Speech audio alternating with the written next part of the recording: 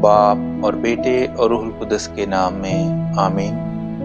ہمارے لیے آج کی تلاوت اشعیاء نبی کا صحیفہ، اس کا 55 باب اور اس کی پہلی 11 آیات۔ اے تمام پیاسو، پانی کے پاس آؤ، اور جس کے پاس نقدی نہ ہو، آؤ غلہ خریدو اور کھاؤ۔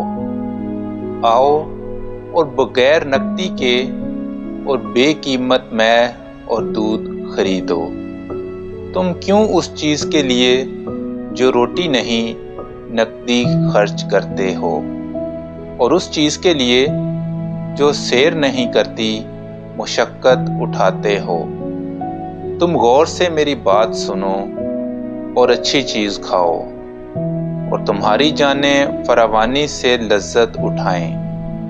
اپنے کان جھکاؤ اور میرے پاس آؤ، سنو تو تمہاری جان زندہ رہے گی، کیونکہ میں تم سے ابدی عہد باندھوں گا، یعنی داؤد کی سچی نعمتیں تمہیں دوں گا۔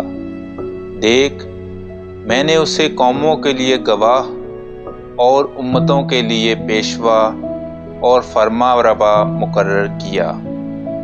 دیکھ، تو ایک قوم کو جسے تو نہ جانتا تھا بلائے گا، اور جو قوم تجھے نہ جانتی تھی وہ خداوند تیرے خدا اور اسرائیل کے قدوس کی خاطر تیرے پاس دوڑتی آئے گی، اس لیے کہ اس نے تجھے جلال بخشا۔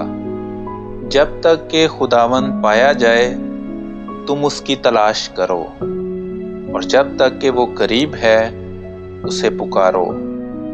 شریر اپنی راہ کو اور خطا کار اپنے خیالات کو ترک کرے، اور خداوند کی طرف رجوع کرے تو وہ اس پر رحم کرے گا، اور ہمارے خدا کی طرف پھرے، کیونکہ وہ کثرت سے معاف کرتا ہے۔ کیونکہ خداوند فرماتا ہے کہ میرے خیالات تمہارے خیالات نہیں، اور نہ تمہاری راہیں میری راہیں ہیں۔ کیونکہ جیسے افلاک زمین سے اونچے ہیں، ویسے ہی میری راہیں تمہاری راہوں سے اور میرے خیالات تمہارے خیالات سے بلند ہیں۔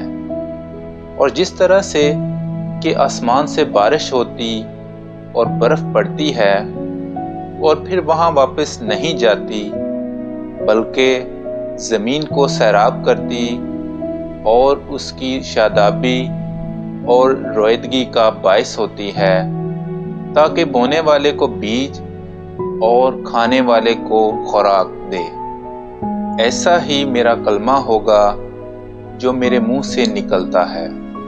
وہ میرے پاس بیکار واپس نہ آئے گا، بلکہ جو میں چاہوں اسے پورا کرے گا، اور جس بات کے لیے میں نے اسے بھیجا اس میں کامیاب ہوگا۔ کلام اقدس کا پڑھا اور سنا جانا ہم سب کے لیے باعث برکت ہو۔